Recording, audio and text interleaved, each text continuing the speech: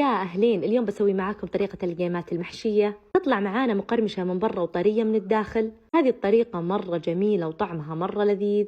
أول شي راح أحتاج إلى كوب من الموية الدافية، أضيف عليه ملعقة من الخميرة وملعقة من السكر، أخلطهم مع بعض وأخليهم شوي على جنب. الحين في وعاء العجانة راح أضيف كوب ونصف من الدقيق، 3 ملاعق من حليب البودرة وحبة من البيض، 3 ملاعق كبيرة من الزيت، ملعقة كبيرة من النشا، ملعقة صغيرة من الفانيليا وملعقة صغيرة من الباكنج باودر ورشة من الملح. الحين نحط خليط الخميرة والموية اللي سويناه بعد ما تفاعل معنا، نشغل عليه العجانة أول شي على سرعة عالية، بعدين على سرعة متوسطة، وبكذا تكون معانا قوام العجينة. الحين راح أغطي عليها المفروض ساعة، لكن مع برودة الجو أنا راح أخليها ساعتين عشان أتأكد إنها خمرت تماما مثل ما أنتم شايفين قدامكم. الحين على سطح المطبخ راح أحط شوي من الدقيق. عندنا العجينة، أول شي راح أبدأ أفردها باليد، بعدين راح أفردها بالفرادة، أبدأ أقصها إلى دوائر صغيرة. أنا استخدمت هذه الأداة، ممكن تستخدمون أي أداة عندكم. وحشيتها بالجبن، لا تستغربون إن حجمها صغير لأنها راح تنتفخ مع القلي.